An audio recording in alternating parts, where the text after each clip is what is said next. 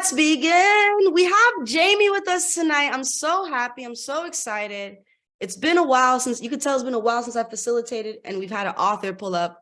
And I'm just so happy they've been able to be on this journey with us, especially because we've had quite the journey, particularly in community together. So I'm really happy that you're joining us.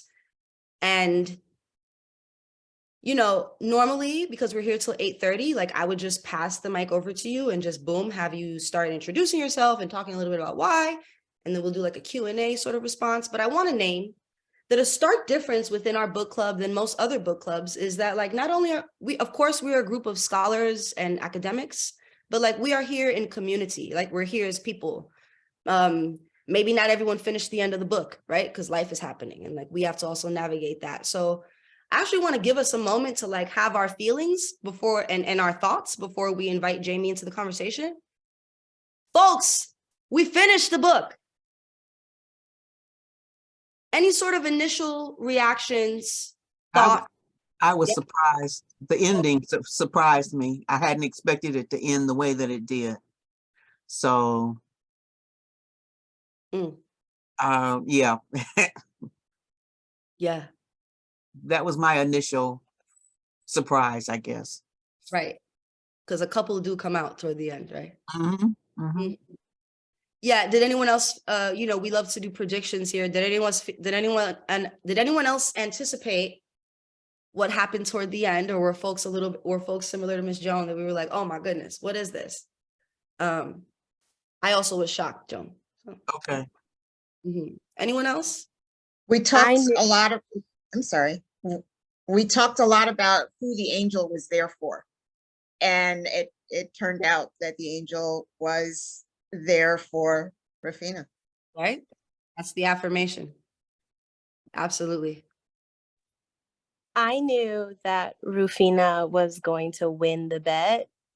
So I felt like I did not feel surprised, but I was very sad. Yes. Because her winning the bet didn't necessarily result in the sort of ending we thought, right? We thought like her winning the bet would maybe mean everything would be okay, except it wasn't. It wasn't, right? Yeah, exactly. Like, and we never get to know what they bet on, really. It's implicit at best, yeah. And we get to kind of like be in that. Yeah. Yeah, absolutely. Any other thoughts? Well, I thought it was sad on one hand. I appreciated the light. Because there was light. It just wasn't the perfect ending we were trying to come up with, right? Like it wasn't what we maybe wanted. Right. Yeah. And Ms. Gwinnell, I know you finished a little bit sooner than we did. Did you have that initial reaction as well? Or like, did it shift as we were like sharing how we felt throughout the weeks? Or do you always like, okay, once we get to this ending, everyone's going to know what I know? Right. Yeah. You had to get there. And right, it wasn't the best, but it was real. And it did display, at least I thought, the hope that can come out of the kinds of situations that are often seem hopeless at points. Right. Which is sort of how we ended our last session anyway, right? You know, I'm thinking about Willie, what you brought up. That was just kind of the point I was trying to make, right? That like, there's still hope somehow. Yeah. Yeah. Thank you, Ms. Gwinnell. Brilliant. Everyone brilliant. Any other initial thoughts? Anyone hate the Explorer even more than we did before? Yes. Anyone find that empathy for the Explorer perhaps that we were talking about? No? Yeah, Ms. Jonas like absolutely not. I couldn't. I was like, because I was listening, so I was just like, even like the descriptions at the end with him like questioning, like I was just like, this is like so sick. Like what was happening? I was just like so uncomfortable. Right. He's kind of, he's replaying a thing, but we as the reader are kind of understanding it for the first time. And are you talking about that part where he's talking about like, how he shouldn't have taken her not wearing any panties or something like that as a sign. Right. Yeah. All of Yeah, that. I was yeah, just like, ugh. yeah. Yeah, if anything, It I was was like, gut wrenching. It was gut wrenching. yes. No, yeah, I needed a minute after that because I'm like, yo, those thoughts are real. That's really how men are, or just folks, right? But we're talking particularly of this sort of patriarchy. Like that's really how people will tell themselves a story to justify horrible things, you know? Wow, lovely. This week's reading had us going inside his head for the first time. And even the first step inside his head, I was like, I don't really want to be going here. Yeah. Like the very first step when it was just like he was making dinner, I was like, yeah, what? Yeah. I don't want to be in your head. Yeah, yuck. In fact, yeah. Yeah, you're right, Paula. I felt that hesitation as well. Like, uh-oh.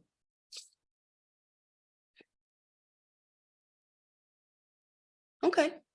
Well, those are great initial thoughts. And before I pass anything on, I'm happy to let anyone else share. But if not, I'd love to take a moment and acknowledge again that Jamie is here. And Jamie, now that we've been able to sort of just settle that, we'd love to have you like come into the conversation. Feel free to give us a quick intro, you know, and whatever grounding you had mentioned to me earlier, and then we'll take it from there. Okay. Hola. Tao Caraya. Mil gracias a todos.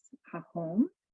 My Spanish and Taino are both in constant need of attention and continued learning and remembering, and it's important for me to give voice to these languages, to acknowledging my maternal lineage as I am mother identified.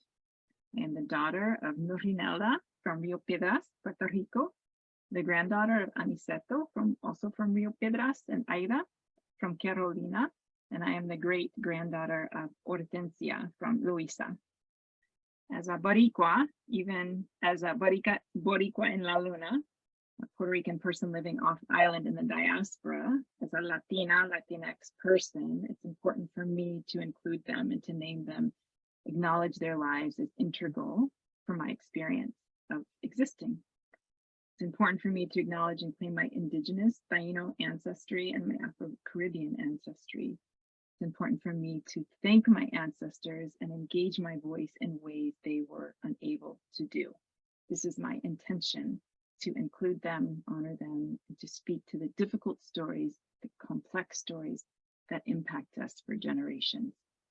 Thank you for having me. Thank you, Paula, for the space and for your amazing energy. I'm grateful also to Ron Kavanaugh for the invitation, and to everyone at One Book, One Bronx, and Casita Maria, Aisha, and also to Aisha's son, who's being so patient with her. I'm grateful and excited to be here with you all this evening. And I also want to say that I am zooming in from Southwestern Ontario, Haudenosaunee territory, specifically Oneida, the Thames. I'm very excited because I also love these really intimate group settings, these book clubs where we can really dive into conversations that matter. Absolutely. Thank you so much. I really appreciate that introduction and grounding. So I will start because everyone's being fake shy. No one's really this shy, but I'm gonna just kick us off and get us a little warm. Aisha, what is the onus to Aisha, wow. Jane, I was looking because Aisha sent me a private side, sorry. Jamie, what was the onus to sort of write this story? Particularly because it's not necessarily one in a traditional, it doesn't have a traditional plot, whereas like we're moving forward every time, right? Maybe as the reader, we're learning new things as the pages progress, but the plot isn't necessarily going this way or that way, right? We'd love to we spoke about that a lot. So we'd love to know, like, what was the inspiration and what sort of pushed that? I was really interested in the physicality of trauma and the way in which, first of all, as folks from the non-dominant culture, folks outside of the overculture, relate to time and the experiences of time being not in a direct line of past, present, future, but the way in which time exists, all time exists within us and around us, given our memories, our histories, our genetic stories that are being told to us, right? Epigenetics, the way in which, therefore, ancestors that we never knew have preferences that are moving through us and with us, right? So in that way, time, much more interested not in clock time, right? So it's interesting that the angel wears a watch. It was just sort of a way also to explore that and to point to this much larger idea and understanding that is much more metaphorical, it's much more poetic around how time works, and that time in the past and time in the present and time in the future is actually coexisting. For any of you who've done some serious trauma work and perhaps psychotherapy, which I have done, there's also this idea that I very much adhere to, which is as you are witnessing and present for your own pains and challenges, you are healing into the future, and you are becoming a good ancestor, right? And you are also healing the generations that came before you that maybe didn't have the access, the time, the money, the means to spend that kind of concentrated focus on being present and witnessing and transmuting and transforming. So all of that kind of speaks to the way that I relate to time and experience time, as well as this idea of generational trauma and how it really can throw us out of what is real or what is not real, especially as people of color, right? A reality that you have that is specific unto you may not be a reality to someone else who wants to dictate to you what reality is and means, right? So this idea of what is real, what is not real, in combination with the spiritual presence of the unseen, which is very much the way in which I create and imagine. It's very much the way I believe my ancestors come forward to give me strength to write difficult stories that need to be exorcised, right? And fully inhabited and released in that way in which healing occurs, right? To fully inhabit and then to cast off, and not to cover up, conceal, put a mask on. We're on the mainland now and we behave like this. I very much am interested in taking the mask off, what's underneath, what's festering, what are the wounds that need the light of our love and our inclusion. And then we can move forward in a way that's healthy and has our well-being, considers our well-being. So those are some of the ways in which I was moving and thinking and interrogating time, and the way in which, especially for Rosalinda, who's part of her never came through the migration. Part of her is still there in her homeland. Part of her is still scattered across that long migration and those traumas. And so also what that looks like and what that means when the self is fractured because of that trauma. That usually means, I think, a story isn't going to start at the beginning and move to the middle and then go to the end in this very neat line that some stories do, and that's fine. But it's going to constellate. It's going to web, right? And in that way, there's connectivity, right? And so those are also some of the thoughts I was thinking about in making the structure. Thank you so much. Yeah, brilliant. And I'm still, you said a lot of great things, but I'm still kind of mulling around the notion of spirituality being like that expressive tool to talk about healing in a certain way that isn't explicitly like oh, this character has to heal, or like this character has to get over the trauma. Like having spirituality serve as the mid ground for that is lovely. And you are a beautiful writer. Like I think we as a group agree. The prose is outstanding.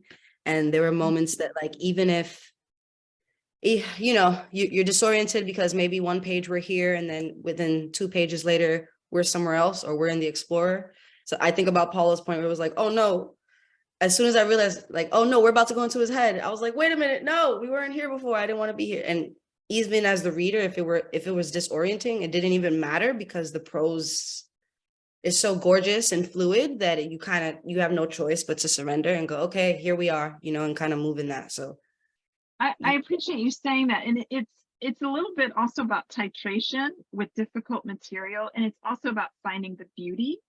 And so the story is difficult, but the beauty is in the language. Right.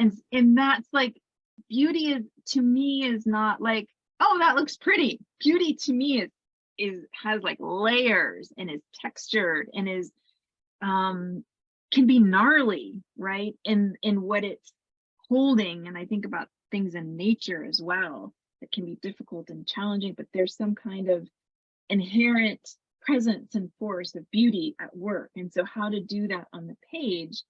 And also there's something about the Explorer, and I really appreciated hearing all of you kind of say like, I don't want to go in his head. I don't want to know what he was thinking, right? But the book is so much about all of these voices that are consistently silenced are rising to the surface in this place.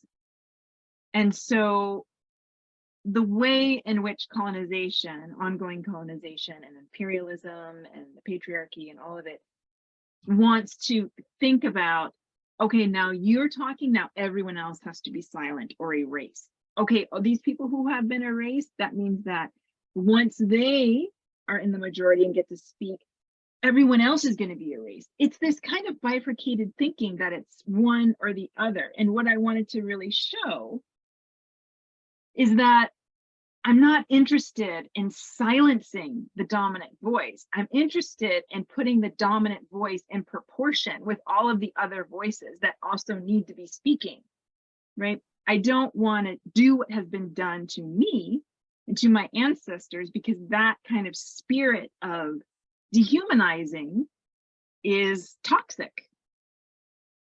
So it's like the Explorer had to have his moments so we can understand, even if we don't forgive him, we don't clearly condone what he's done or any of that. But it's this,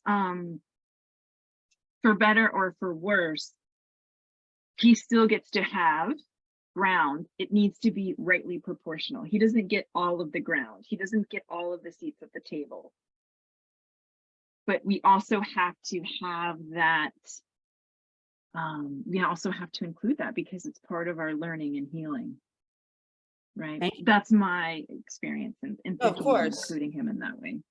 No, and thank you for naming that, because I think that artistic choice makes a lot of sense, given that we are struggling for a long time with figuring out why would someone make that decision, and and I'm speaking frankly, but like, what the fuck is wrong with these kids? What did they have to really go through in order to like have this sort of self-deprecation, misery, doubt, insecurity, the fact that their mom is, you know, we'll get into that in a moment.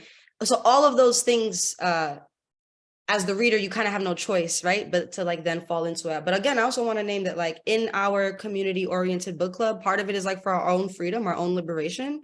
And sometimes like we as Black and brown people get to find those characters and be like, fuck this character and fuck their reasoning why. Because it's not only what he's done to Rufina and Rafa and Rosalinda, but it's also like what we as Black folk experience from white men. You know what I mean? Like that is also like, that's just sort of the beauty of how we're able to read the book and get through those stories. So I wanted to acknowledge that and name that. Thank you.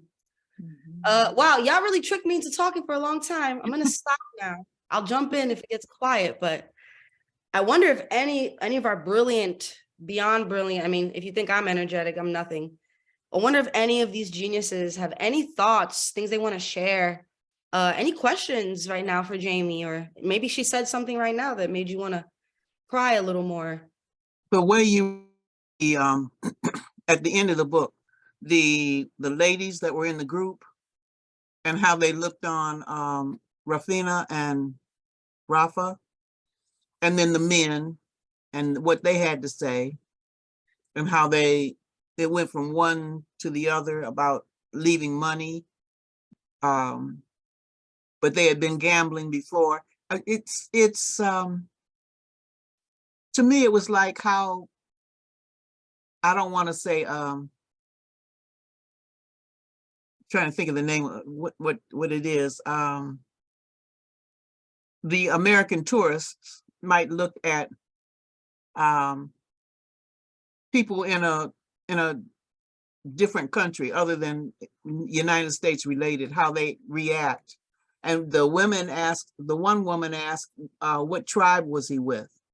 Instead of just carrying on a regular conversation. I don't know, it was really mind-blowing. The ugly American, that's what I'm trying to think of, and how they can be when in a country that's not their own. So I thought that was interesting how you wrote that. Thank you so much for sharing that with me. I appreciate that. This town, Ciudad de Tres Hermanas, is a fictional twin of Santa Fe, New Mexico, where I lived for nearly 20 years.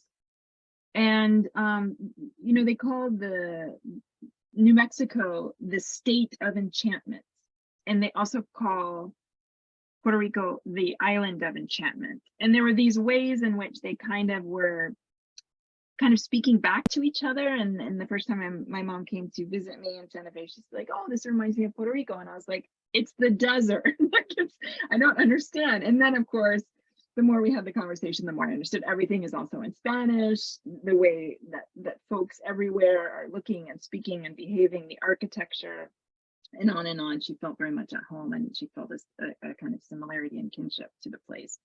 And I did too. And so that's something that happens regularly, right? And also going to the island and to, you know, San Juan and watching the people come off the cruise ships. You know, they're so high. I was so, it was my first time on the island. I was first learning that the stones, the cobblestones in the street of Old San Juan were taken from the slave ships and laid by enslaved people. And I was walking on them and I was feeling like just the weight of my body stepping on the cobblestones was painful. Like I was stepping across someone's vertebrae, someone's spine. So I'm in this space of like, I'm trying to put all that together. And I'm walking through Old San Juan and the cruise ships are, you know, docked, and they put the ramp down for the walkway. And you look up, you have to look up like you're looking into the heavens, and you see all these feet and these legs in mass descending into the streets to what?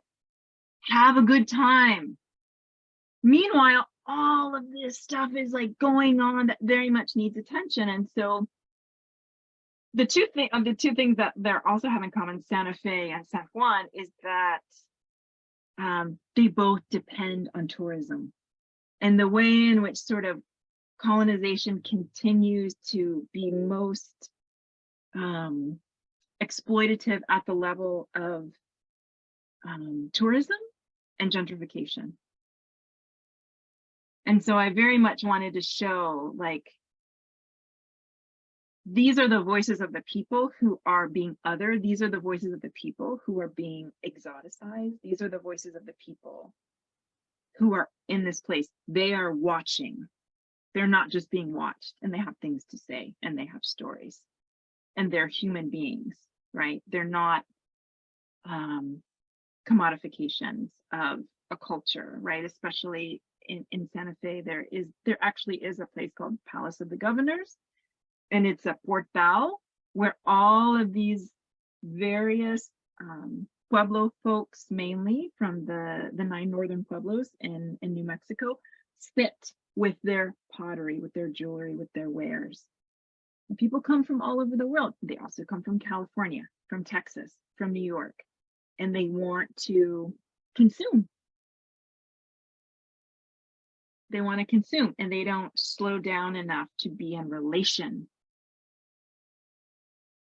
with these folks. So I've been watching that and a part of that, and that also was kind of like cooking in me as I was writing this, and also the way in which I specifically wanted to make the singular story and the plural story, right? So the way the tourist can be the same, no matter where they're from, right?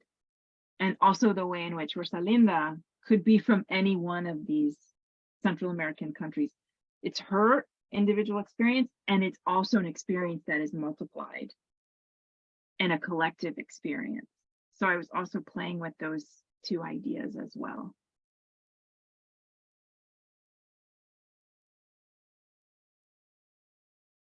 Is that okay that I responded to all of that? Miss Joan, is it right? I just sort of like, I'm so excited to be with you all. And I'm so grateful that you dove into it and you wrote it and you had each other for support. And I'm so grateful to be here as well. Yeah, that was a good answer. Thank you. Yeah. I will also say, I hear you about the difficult emotional points in the book. And I want to say that in an earlier draft, I had sent my agent the book. Well, there's a lot of stories about how different stages I sent the book, different forms. But at a certain point when the book was very close to being finished, he said to me, Jamie, I'm noticing something. In the book, on the page, when it is the greatest emotional intensity, the language goes flat. And I feel disconnected as a reader. So he said, I need you to chart the emotional arc of your characters. So what I did was I put it all up on the wall because I have to see everything in order to conceptualize and figure it out. And what I noticed was with both Rafa and Rufina, I disassociated. I was like, this is coming. It's so hard. I'm going to look this way. And of course, the reader, my agent, was like, where did you go? What happened? And that's my coping mechanism. That's what I've done in my life. The horrible thing is happening, and I have to find a way to not deal with that moment because it's too painful. So, you know, it was like that. Oh, there's always this point in the book, and usually it's at the end where the thing you have avoided the entire time, you can no longer avoid. That's my experience. It's happening to me with my second book. And it's usually my agent or editor who's like, puts the twist, the squeeze on, and gives the invitation, like, you need to rise to this challenge.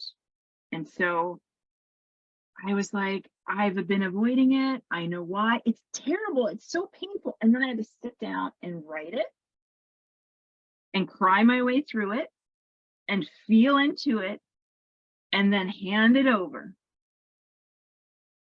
And that was my way, like, that was the ultimate act of respecting my characters, was to not abandon them in their time of greatest trauma and need, like had been done to me and I learned to do to myself. I was like, okay, this is like an exercise in that kind of practice, right?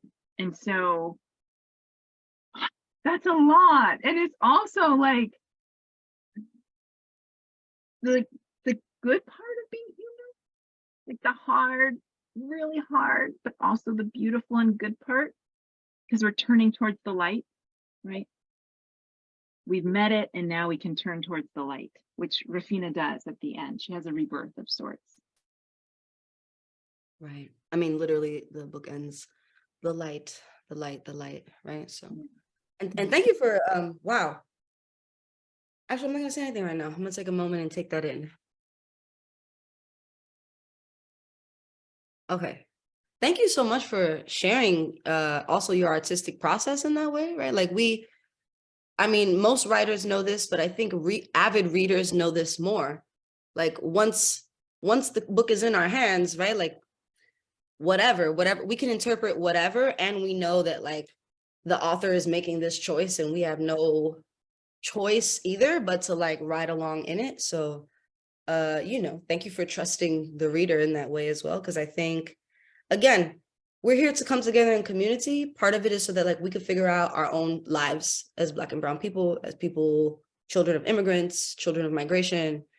I'm really lucky because I'm also in book club where like I have elders who like historically in context understand things that I only can understand through reading comprehension, right? As opposed to life experience. So, you know, never apologize or or worry about like where the characters take us, because I think that's also the freedom of like being a Bronx-based book club. Like we're gonna get into it in a certain way, you know. So just really grateful, so much gratitude. All right. Wow, it's already 7:43, y'all. I know, right? Like what? Okay. Any other thoughts, ideas, notions you want to name? I really like the way you move between the spiritual and mystic and the accepted reality. Is that a lived experience for you or a tool, please? I know what I want you to say. Right. No pressure. Yeah. You know, I feel like I'm allowed to say this. I have room to say this because I'm also a creative and an artist and a writer. But I appreciate what you're saying. It's actually much deeper than that, because what happens for me is the spiritual experience is I access through my imagination and with my creative process. So I could say that I feel the presence of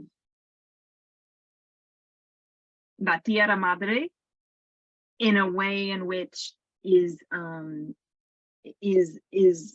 felt and I feel spoken to and all of that, and I can say, put that in a kind of metaphor, right, or a language that sounds really poetic. And when we speak in metaphor, we're actually speaking an image, which is speaking at the language of the soul. And so I am very interested in the ways in which language tries to speak to what cannot be named. I'm very interested in the ways in which sitting down and writing into the void is a spiritual experience. And that there were times in writing this book that I couldn't write the next word. I didn't know the next word. And I literally prayed my way through, and I would receive the next word. I would receive the next image. It is not a solo art to me. It is art of deeply grounding, meditating, and opening up. Because I also see creative energy, life force happening, loving through every living thing, right? And so when I was talking about the house having a presence and a perspective, that's my experience, that a dwelling that is put together with earth has resonance of earth. And so you know, there's some people who are like, oh, isn't that a, you know, magical realism? I have a whole thing about that as well, and how that's used, I think, to discredit certain people with certain histories and lineages. But who is the certain people? I just want to encourage like whatever you're saying to say it, because again, like that's what we're here in the notion of freedom and liberation. Like what do you mean by that? Who is yeah, I'm thinking about a writer like Gabriel Garcia Marquez, who's like, oh, magical realism. Look at the handsomest drowned man in the world, or I forget the title, it's something to that effect, right? Where this man washes up, this dead man washes up on the shores of this village, and the whole village like starts to adorn him and speak to him and celebrate him and take him on as their own. And I feel like folks who didn't live under an oppressive regime in that way, who were being disappeared, who were being silenced, who could not make art and speak their voice, or their life would be taken. Yep. Right? So now he's speaking in code. And at the same time, how do you speak to mass genocide? What are the words that you use? What are the story? How can you like, and just tell him that he's not reality? I don't like these alternate reality words. I prefer something closer to liminal, which is the space between, right? The liminal space is between, you know, it's the dream space. It's the foot in the waking world and the dream world. And I believe that's our natural posture. Right. And so, yeah. Well, because my mind also thinks like surrealism. Is that a notion that's uncomfortable or maybe more in alignment with this thought? Because the surrealism is like our reality mixed with sort of the unconscious dreaming of what reality could be. And I feel like that's sort of what you're saying, but tell me if I'm wrong. Okay. Yeah, much closer. Yeah. Much closer. And I think there is also just a way of saying we live in different realities. We agree a lot of the time on one reality. Right. But we're going to get off this call and we're going to go into our evenings and we're going to experience ourselves, our thoughts, our physicality, our relating in similar and very different ways. What's real then? And who gets to decide what's real? Yeah. So those are also some of the things I'm just like pulling on as well. But, you know, I've had a house in Santa Fe that I lived the longest. I walked into it. It was an old adobe home. And I walked into it and I literally felt the arms coming around me and holding me.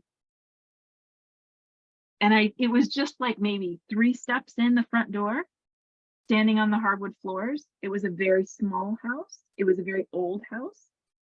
And I just, I felt more held, comforted, protected, loved by that space than I had in many relationships in my life.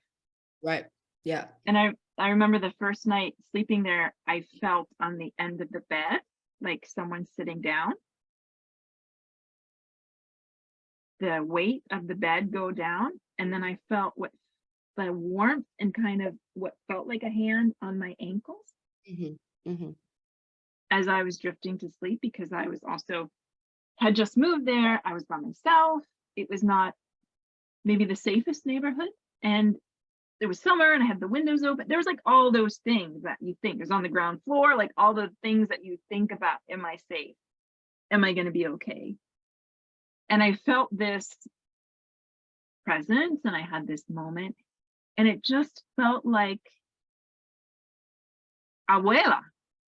Yeah. Not as I had experienced her in my life, but she had adopted me. Yeah. Yeah. No, that's How old were you when you had this experience? Oh, I was maybe 28, 29. Later, I was outside in the front yard doing yard work, like trying to grow some flowers in the desert, which is really hard to do. And a car pulled up and a woman stepped out and she said, "Excuse me, can I bother you?" And I said, "Sure." And she came through the gate and she said, "I was born in this house. My grandmother died in this house. We heard on the radio the announcement of World War II in this house. The casita in the backyard used to make tortillas and sell." Like she gave me the whole, history of the place, which was already communicating to me, even though I didn't have the details. Yeah. Yeah.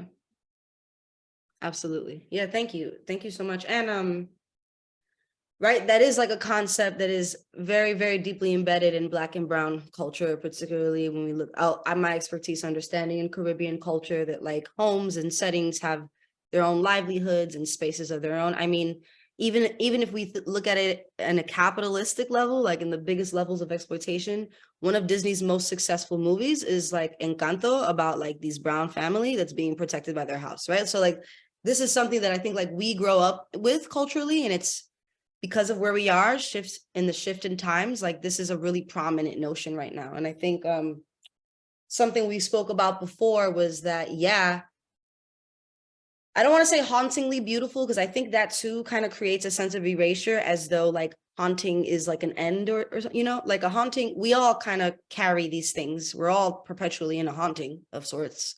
And I think that like we add in spookiness where it doesn't need to be. And I think this was something we brought up before. Folks recall, like, yes, there's spiritualism and there are like tools being used to express things here, but it's not spooky.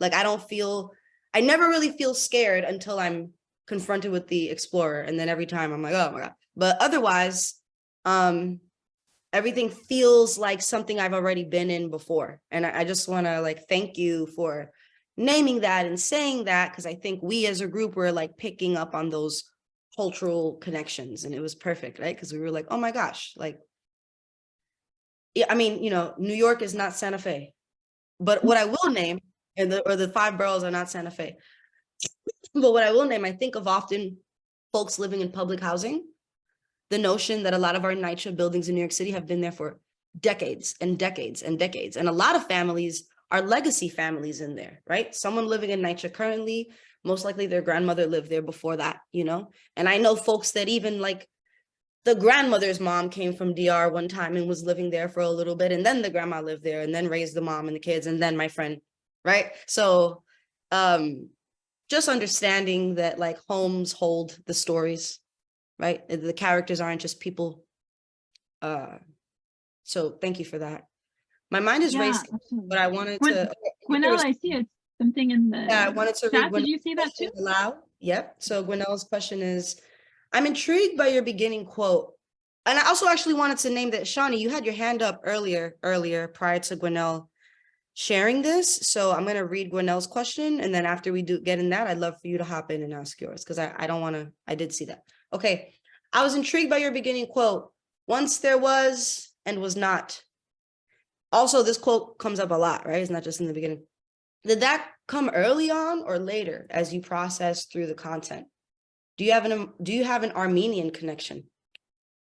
That's interesting. I don't have an Armenian connection, but in the lineage of storytelling, in the lineage of oral storytelling, from most countries on the planet, what are now countries, in the old stories, there is kind of a transitionary statement that signals to the listener, we are now going to move into another space and time. So it's also the way in which I think about books as casting a spell or conjuring. And it's these incantatory words at the beginning that are sort of signaling something very deep in our psyche that prepares itself to go on this journey. You know, stories are many things, and they also are a kind of medicine, can be a kind of medicine. So this is very much that kind of a story, a medicinal story. So once there was not already begins to sort of blur the boundaries between what is real and what is not real, right? And sort of gets us moving in a direction to be more receptive to the way in which this sort of life force of a story, right? You were mentioning earlier, Paula, how a writer writes the book, releases it into the world, and then there's like alchemy that happens between the reader and the book itself, and they have a relationship and they speak to each other, right? That is beyond me. Mm-hmm. Mm-hmm. Yeah. Yeah. Um, No, sorry, Gwinnell, you could finish your thought real quick. No, just I appreciated it because that is where I went with it. So thanks. Mhm. Absolutely. Yeah. Thank you for that. my question this leads kind of nicely because I was wondering what was the significance of the timestamps? Because we have timestamps throughout the novel, and I don't think I ever got a clear understanding as to the significance of those timestamps by the end of the book. Could you speak to that? Yeah, totally. The timestamps were literally handholds for the reader to not get lost. Because originally there were no timestamps and there was no 3 parts. And so in that early draft, I handed it to my agent. He's like, what is this? Like, I'm feeling intensely, but I don't, where are we? What is what going on? Like, I move so much back and forth through space and time. He was like, I'm lost. This feels like a dream, but not in a good way. Like, help. And so he said, you need to figure out something in your structure that provides handholds for the reader. And so that's when I was like, okay, this is happening over the course of a weekend, Friday, Saturday, and Sunday. I'm going to put a watch on the angel, who out of anyone, right, doesn't need a watch. Ha ha ha. I'm going to put a watch on the angel so that this force from the unseen that comes through can add that to the tracking that they do with Rafina. Because you're very much right. Someone earlier said something like it's the angel is Rafina's angel, right? It appears when Rafina goes into labor and then stays with her until then she gives birth, so to speak, to herself, right? She is delivered, the trauma arises, she does not, her child does not survive, her baby does not survive, and she's caught in that experience, and the angel is devoted to her and seeing her through that time into her time of being whole once again and living a full life once again that's not stuck in that entrapment of trauma. Wow. I'm glad I'm not a gambler because I don't remember who it was that was like, because we also had predictions about the time. And I think at one point somebody was like, I think it's just there to tell us what time it is because it's a lot going on. It's trying to, and I was like, nah, like it has to be more than that. So shout out to y'all. Yeah, and how brilliant, right? To like give it to the character that needs it the least, the time, the watch. And us sort of having to, because we were just like, oh, Rufina is also on borrowed time because if she doesn't like make this thing work, then Rafa's gonna end it all, right? Like so it's just like the notion of time also being this thing they have to play against, as well as embrace, as well as be in. That was really powerful. Something that came up for us, because I think prior to this section, we had read a science fiction book, and the plot naturally was like about time travel, and therefore like we were up and down all around, and folks were kind of like, I don't like this. And so then when we had to come into this story, I think it was easier for us to move throughout the plot. It just was a little bit more like, oh, I'm not sure I'm tracking, but I guess if I'm here now, then this is where I need to be. And we were talking about that movie, Everything, Everywhere, All at Once. And also it's like a movie about legacy and like mother-daughter relationship and like how do you hold many things. And just this idea of like time is happening constantly, not on a linear notion, not on an upward curve, not on a downward spiral. And of course it does, but it's doing that along with everything else at the same time. And I think now hearing you in reflection talk about that significance of like the angel, because we also realized at a decent amount of time, we were like, oh, the angel's here for Rufina. Because at first we were like, who is the angel here for? You're just here sort of watching them, like help them, you know, which is also something that the character had said, like, are you going to help me or are you just going to keep watching us? So just seeing that wonderful, playful setup was like really brilliant. And I think allowed us to imagine things that were maybe implicit before, right? Like, or maybe the notion of like Rufina being abused. We were Rufina, yeah, we were waiting for some sort of affirmation. And then once we were able to play with time in a certain way, we let that go. And then we realized, oh yeah, she definitely went through all these things. So it was just allowed us to see the plot clearer. Oh my goodness, not 802.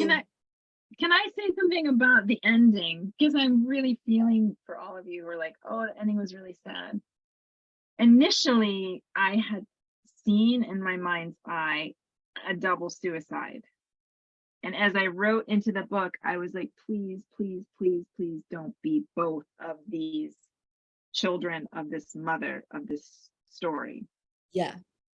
And so that was another time where I was like, please show me what else is possible. Yeah. And also like, how I couldn't write a book where like both of the main characters are then gone. Like that's not, no one, I don't want to write that, let alone have someone else read that. But it was like, that was the intensity that I was also writing into. And we felt that. I mean, at one point when we were doing predictions, we were like, I don't see this ending well for either one of them. They're both still trying to master this loss and have so much to embrace in terms of their own pain instead of trying to like fight it or challenge it. We know from our own experiences, it never works out in your favor when you're trying to like fight the thing, right? Ms. Linda, I saw you saying. Yeah, I wanted to ask Jamie, did you make that decision before or after he has the dream about the two bodies hanging? Yeah. Because it sounds as if you did initially kill them off. Right. Yeah, it was after that. And also, there's something that's so important about the grandmothers to all. Like there's something that's so important about the positive forces, like the angel and the house and the land, that is being like that stern but loving mother, right? And then the grandmothers to all, who like this community of women that always show up to support and help to deliver at the most crucial moments. And that was something that I experienced for the first time in my life in Santa Fe in that way, not as a small person in my family unit, but as an adult woman on her own, and having these collective, these communities, right? These collections of people and their love to do that. And that was so profound and integral also to the story, the ways in which we are graced with that, the way in which we can be graced with that. Not always, I understand that, but I have been fortunate enough to have been graced with that. And that is an integral part of the story as well. It sounds like you draw a lot of your inspiration for this story from your own life. I'm curious as to what was your research like? What were you researching for this story? That's interesting because the researching was very much in the side and in the background, if that makes sense. Do you know what I mean? I wasn't doing like a direct correlation between like, this is my research and now here I go to the page. It was more like atmospheric to help me really be in this, in a closer state with these characters. I'm thinking about, I don't know if you've read the, I think it's called I Am Rigoberta Menchú, about an indigenous woman from Guatemala. That book was very much informing me. Feel free to type the name in the chat. So yeah, I'm gonna also show you the.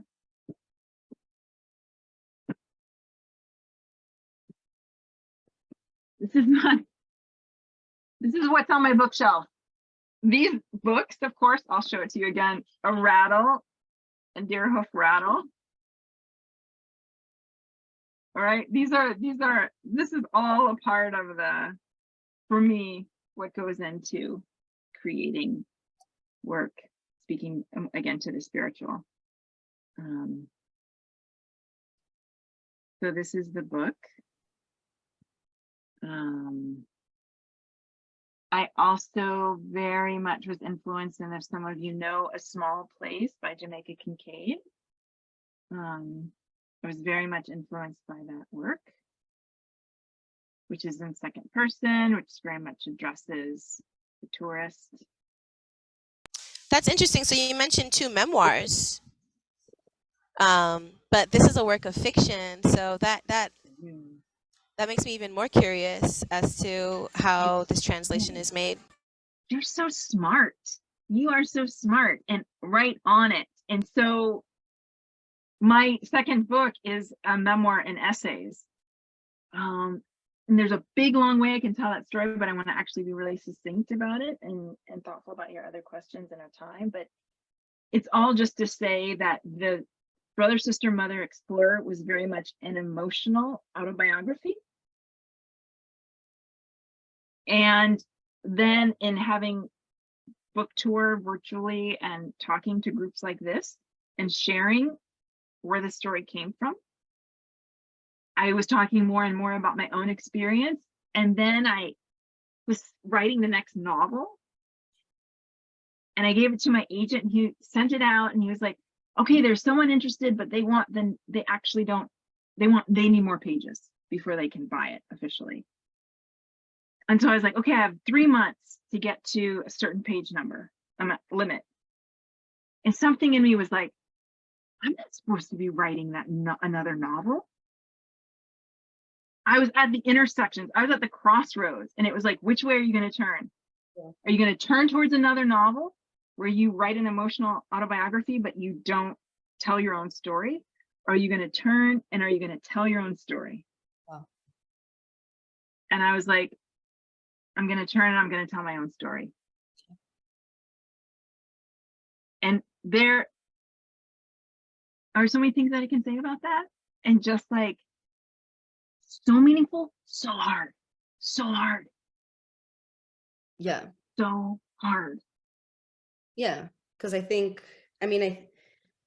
there are so many things to name, and I want to name that, like, I don't think it's a feeling that's not foreign to the group, right? Like, I can't even imagine there's no one here that hasn't had to, like, make the choice between what actually serves me and, like, what do I have to do in order to, like, what does it look like to do the right thing? Or what does it look like to follow the path? Or what does it look like to say, I've already made my bed? So, and especially, again, as Black and brown people, like, we're told that once we make a choice, that's the choice. Our choices are finite. They barely even belong to us, right? Like, these are sort of the notions of Western society. So yeah, like, I think we definitely can relate and understand about, having to make a choice that serves us above anything else, above logic, above reason, above sanity.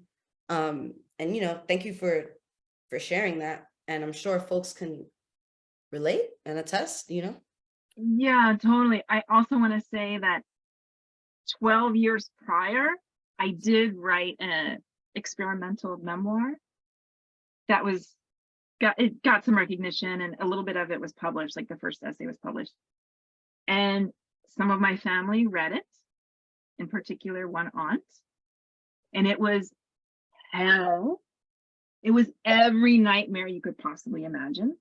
Oh yeah. Descended. And so for the next 12, 15 years, I was like, I'm not going to do that again. I'm not going to do that again.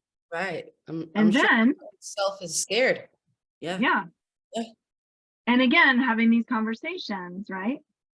Seeing myself reflected back to me in all these spaces was like, am I going to speak what I believe, which is that you are inherently sovereign and you are not to be silenced? That is what I believe. Am I going to make choices, even when it's really hard, that reflect that fully in all areas of my life? And that was one place at that moment that opened up. And I was like, this is what I believe. This is what I believe. Yes, pain, trauma, all that crazy resilience. Right. Like crazy, beautiful, amazing, awe-inspiring resilience. Yeah. And that, so, and many other places of like, oh, it's so hard to be in this place, but like, how do we transmute that into, that's actually your superpower. Claim it.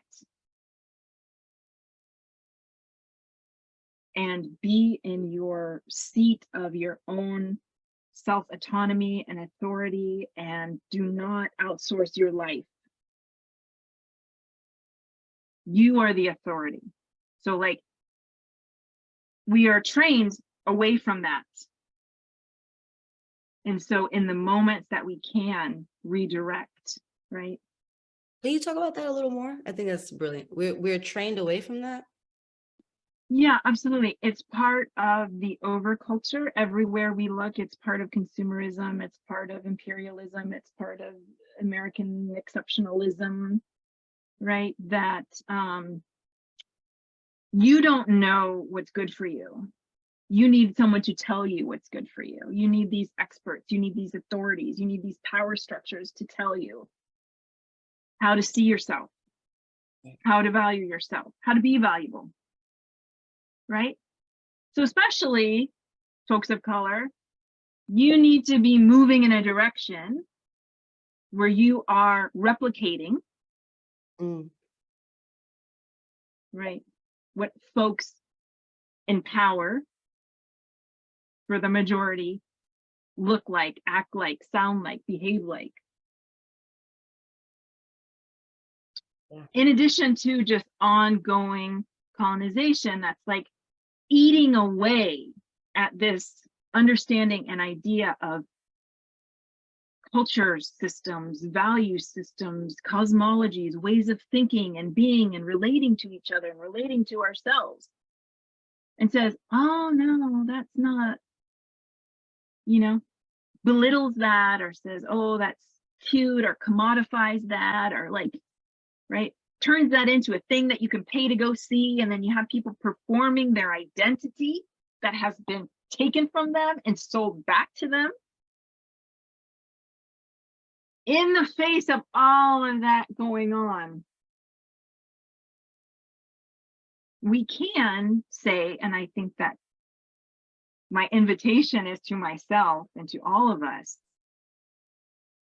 how do you not give away your power, outsource your power? Oh, I'm no longer going to look to you to tell me if I am valuable, how I am valuable. I will tell you I am valuable, and I will show you, right? It's turning something that has been aimed at us and is still aimed at us. And what I'm trying to do and I'm asking to do is to turn that around, point it back in the direction it came from, and then we can rise up in our own force, in our own strength.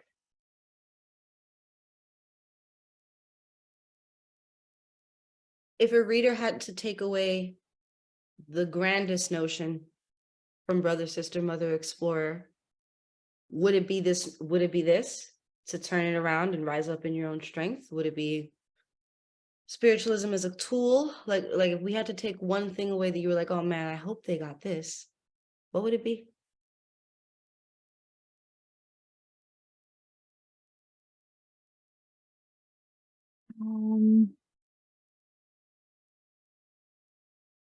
I really think it's about awaking one's inner strength, one's power, not in the power of the way in which we think of it in power structures, but in inherent power through relating and through being in connection, right? That's another falsity, that you come to the mainland and you remake yourself, and then you are stronger having cast everything aside. Yeah. Right. And I'm saying the opposite, which many people are, is ground and root and know yourself, and then expand out from there into your own expression, into your own life. Right? Because family, ancestors, tricky, because there was a lot of things happening And I didn't want the reader to be passive. Yeah. In reading the book, that's why I'm also, the place is speaking and drawing them in. And to really get them to see and understand and experience the seen and the unseen and the ways that we have of seeing ourselves and seeing each other. And this idea of who gets to see, who gets to be seen, and what's the impact of that. Wow, brilliant. Because, with that being said too, well, there's two things I want to say. Let me say the other thing first. The grandmothers to all were such the antithesis of like whatever sort of pain and neglect that our characters were going through at the time. And I think you had just mentioned this like very concisely and smartly. They were so dope. They were so about it that at one point we were like, are they fucking real, or are they a spirit too? Are they part of are they like the mother and the house and the angel, and that like they're there but not really, but kind of, because those were the only people that we felt beside Blanca, yeah, and her husband, that kind of like showed a sense of care and like wanting to do labor around those two kids, you know what I mean? So I was thank you. I just wanted to name that because you had said it earlier, and I'm like, yeah, we definitely picked up on that. Totally. And just very succinctly, I'll say that for those people who have the fortune of experiencing a community like that, it's real. And for those people who have not had the fortune of experiencing a community like that, it's otherworldly. Absolutely. You know what I mean? Absolutely. Yeah. Oh yeah, so we haven't really got a chance to talk about this last chapter because we're like, here with you, Jamie, but usually we've like gone through like our reactions and stuff to different parts. So when the Sotos are introduced, I was terrified. I was terrified because who gonna vouch for them? This pedophile ass, fake ass, Yeah. no identity, freeloading ass white guy. What if he's bringing a couple of pedophiles to the house? I was terrified. Yeah. I was terrified. And they were so into the kids, I was more terrified. And I was so grateful that they had the presence of mind to be like, this is not right. Mhm. This woman is not capable of raising these children, and we need to leave these children with a nugget to keep them afloat, something to reflect on later. I was really grateful for that because it was a really bleak story, Jamie. The story is bleak. That's why I was asking about your research. I'm like, are you researching pedophiles? Like, that must have been a trip. Nah, but and thank you, Sean.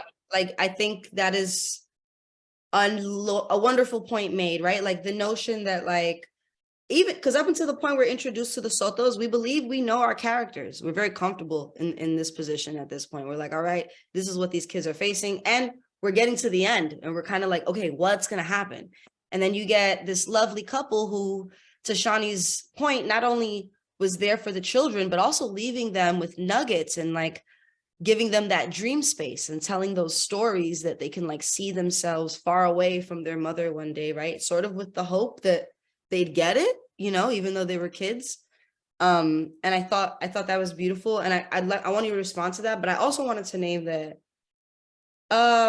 notions of queerness and like how we accept, receive, and like tell those stories and identity are often like varied, particularly when you look at a BIPOC lens. And I thought it was really interesting here that like not only is Rafa a gay man, but we have the angel who's whose appearance is described as androgynous, who I think last time we met, Shani asked, is this person, would the angel identify as trans if we had to like put that on a thing? And like naming that they were sort of like two-spirit or multiple spirited, non-binary even. So I wanted to ask like what the influence of those things are significant, if they are, right? Particularly in spirituality and using that. And of course, to Shani's other point, like, shout out to the Sotos. I don't know, Shani, I know you had a bigger point, but I just feel like that's really it. Okay, yeah. Shout out to the Sotos. They're my favorite people.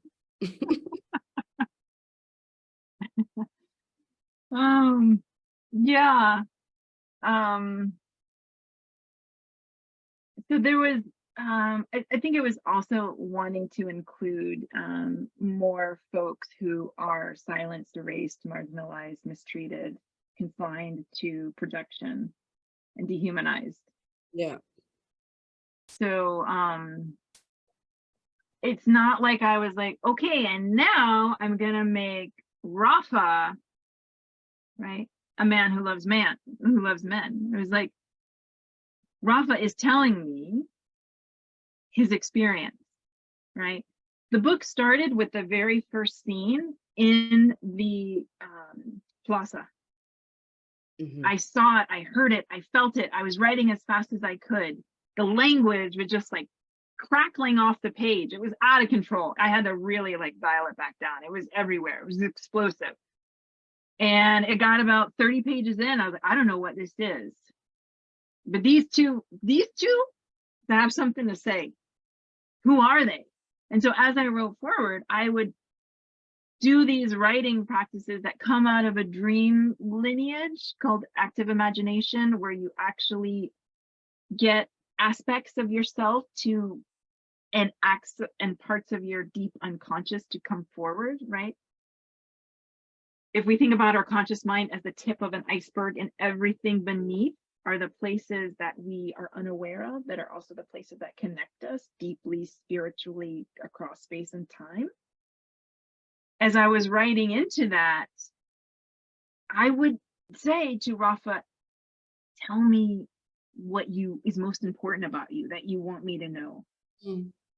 Right? I'm here for you. Like, I'm gonna tell your story. I would turn to Rufina and say, tell me your secrets. Tell me what you haven't told anyone.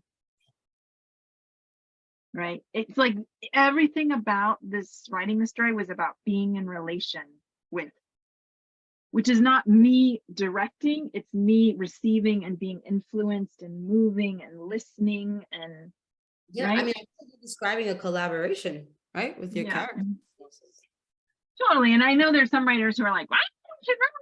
It's like, I've been trained for almost 30 years in the craft of writing. I'm not dissing, like, you gotta put your time in and know what you're doing. And that road runs out. And when that road runs out, what are you going to turn to?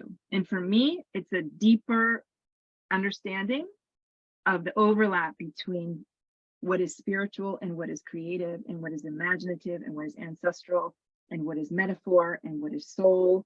All of that is working. So the angel, absolutely, the angel is very much existing in a space, I think that we would refer to as trans, non-binary. Also because isn't that also an expression of what is sacred? Yes, it is. It's not to be belittled, dehumanized, projected upon as all of these things we're seeing around us all the time. Which I vehemently disagree with. And so I wasn't in there, you know, like sort of trying to dial in this combination, that it was more of like the presence appeared and I met what was showing itself and tried to honor it the best that I could. How fun. Honestly, how fun. How fun to, I think I'm thinking about myself and my own artist self and my own writing self. How fun to not to have the plan all together, and to be able to really collaborate with spirit and with legacy and with whatever you already know and what one is battling with. It really does sound fun. And a different approach. I feel like writers are always like, I started with this, or I was looking into that. And to your notion, you were like, actually, I was minding my business.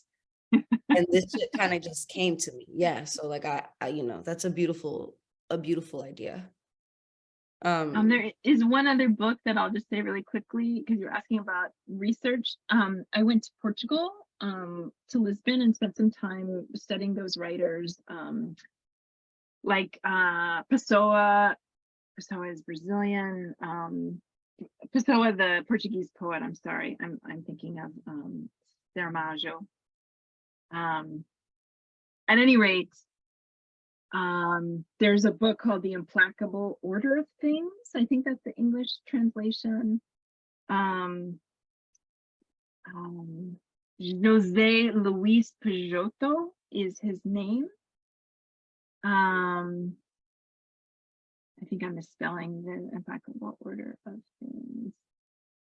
And I read that novel. It's similar in a lot of ways, the way that I structured this novel. I heard him speak, and I was feeling very moved by saudade, which in Portuguese is this yearning for what you once had, maybe what you never had.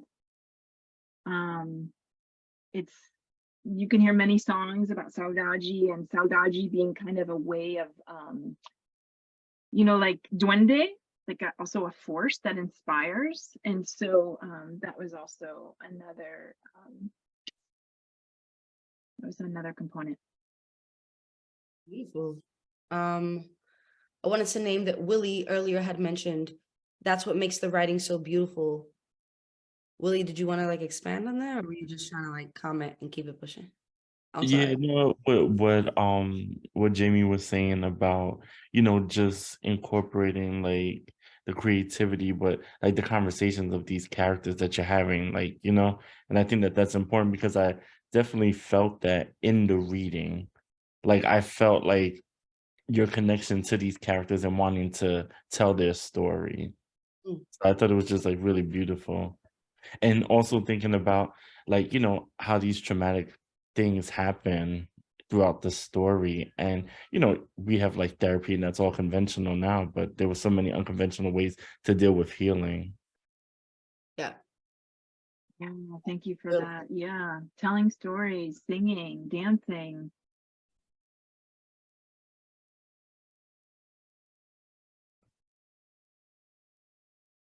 It's 8:29. I think y'all know what to do. Any other thoughts, questions, ideas? I finally got here. Can you still I send me? know, I'm so happy. I just got here. I'm gonna let Miss Lenore speak, of course. Yeah, I'm so happy you made it. Yes, but I missed everything. Did you tape it?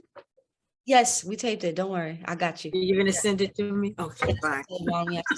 Yeah, for sure. Welcome. I'm glad that you were able to make it, even if at the end. I hope you I enjoyed was it. in another meeting and I was hoping it would end early, but it didn't. Yeah, I understand. It's nice to see you. Thank you. Sorry, say it again. I was just saying it was nice to see her. Oh yeah, absolutely. Yeah. Ms. Lenore, thank you for joining. It's 8:30, but y'all are more than welcome to stay on if we have any questions or other thoughts you want to share. I'm sure we didn't get to everyone's thoughts, but I just want to thank you all so much for your time. This has been an amazing last couple of weeks. I want to name that I will not be facilitating the next book. That's going to be Brandon Janice for Hood Feminism. And Ron will send that information soon. It has been the joy of my life every Tuesday to be with y'all. Thank you so much for loving me. Thank you for sharing in your wisdom. You all are so remarkable. Give yourselves a round of applause. And kick it for a couple of minutes if you can, if you're willing. I'd be so happy. And Jamie, wow, thank you so much. We're a little informal now because it's after 8:30. Thank you so much for joining us and just being part of the wave. Where are you from originally? I grew up in Ohio. Okay, let's go. I grew up in rural central Cleveland back Ohio. there? I do. You see Cleveland? I do. Cleveland is much more glamorous than where I grew up. But I appreciate Cleveland. And so I grew up in rural Ohio. My mother is from the island of Puerto Rico, and she came over when she was 9-ish, and lived in a city for, I think, not very long, and then she went to Staten Island. She was put in the mission, the Catholic orphanage, the island. I'm sorry. The Mission of Immaculate Virgins, which is a Catholic orphanage. And out of 10 children, she is the youngest of 3 who, once they came from the island to the city, were then taken to Staten Island and put into the mission. And then she stayed there until she was close to 18. And then she came out, lived again in the city for very, very brief time, and then enlisted in the army and then went on to have another life. But yeah, so I grew up in rural Ohio, left there in my late 20s, and then moved to Santa Fe, New Mexico, which is also known as Ogha Pa'oge, which means white shell water place. And lived there for nearly 20 years. And then now for the last 6 months, I've been living mostly in Southwestern Ontario, as I said in the beginning. So. Shout out to Ontario. And you're there. Jamie, I want to say thank you for sharing so much, because I was like really I really enjoyed the whole conversation with your insights, with walking us through the process of the novel and even sharing your own stories with this. I look forward to reading more of your writing. Thank you so much. I really appreciate that. So my next book is called Mother Island. And it's about the relationship with my mother and mother-daughter, and then also my relationship with our mother island and that culture, and then the relationship Specifically between Puerto Rico, you're speaking? Okay, yeah. Yeah. So, and that is due out March 2024. Mark it down, y'all. What are you waiting for? Put it on your Amazon carts or wherever it is we can buy this book. I wanted to know. I also just want to say really quickly, my editor at Pantheon Books is Concepcion de Leon, who is originally from the DR. The fact that I get to have an editor who is a woman of color, who is also from the Caribbean diaspora, is so like unheard of, unusual, and like amazing. She's brilliant. And so she's such a tremendous gift. Yeah. Shout out to that, especially because publishing is a white space. You know what I mean? So like shout out to that notion. I wanted to ask you, and I forgot because I guess it wasn't that cool. Let me think. Anyone have any other questions or thoughts while I try to remember mine? Oh, kind of.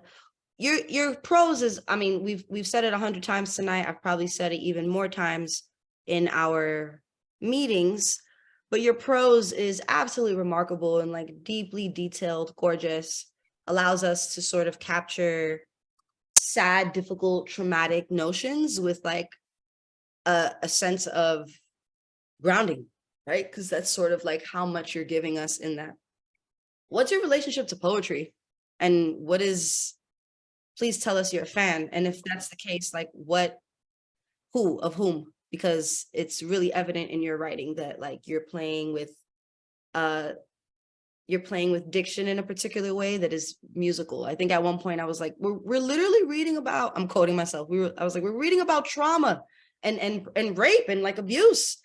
And it's beautiful and it's musical almost. And I think those are difficult things to hold at the same time and also very important, right? So where's that coming from? When I was 6 and could hold a pencil, I was writing my first poem. Period. Yeah. Yeah. And then just wrote poetry. I continue to write poetry, but wrote poetry, have had some poems published, and also read poetry as also like a form of continuing to wake up to the world and to life, and to be in that space of connection. Absolutely. Yeah. Beautiful. Do you have a favorite? Have Do you have any of a you collection that you're really in right now? You know, it doesn't have to be a favorite. Yeah, no, I hear you. the first person who comes to mind is Natalie Diaz. Do you know Natalie Diaz? Her first book of poems was called When My Brother Was an Aztec. Mm. She is also, she's from the Southwest. She's Mojave, which is native to those lands. No, it's fine. You're Sorry. I think she wrote, that's okay. She wrote, her second book of poetry is called, I think it's called A Post-Colonial Love Poem. Mm-hmm. But she's one of my favorites, I would say. And I have many favorites, but she's one of my favorites for sure. Also the collection, I'm sure many of you have seen this. This collection, When the Light of the World is Subdued, Our Songs Came Through. And this is the first Norton anthology of North American Native poetry, edited by Joy Harjo. And so I highly recommend this collection. It's incredible. Thank you. Yeah.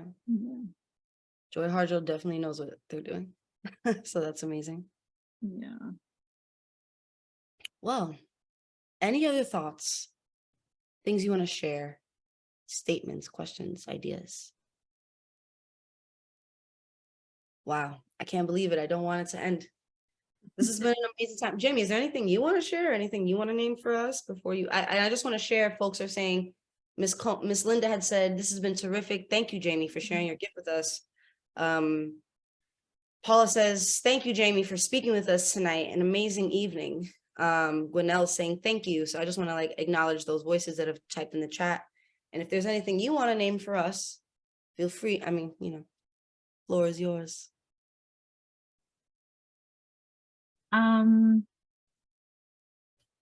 I'm just feeling really appreciative. I'm feeling really appreciative because these kinds of conversations are what have helped me find and stand on stronger ground of myself. And so I feel like you are all the folks who I'm writing for and to. And so it's an incredible honor to know that you spent thoughtful time with the work and that you were so brilliant in your engagement and discussion of it, and so welcoming of me in this space. And it's your faces and your voices that I've been carrying with me as I write into that, I have written into this next book and continue with the edits. So yeah, this is for us, it's for all of you.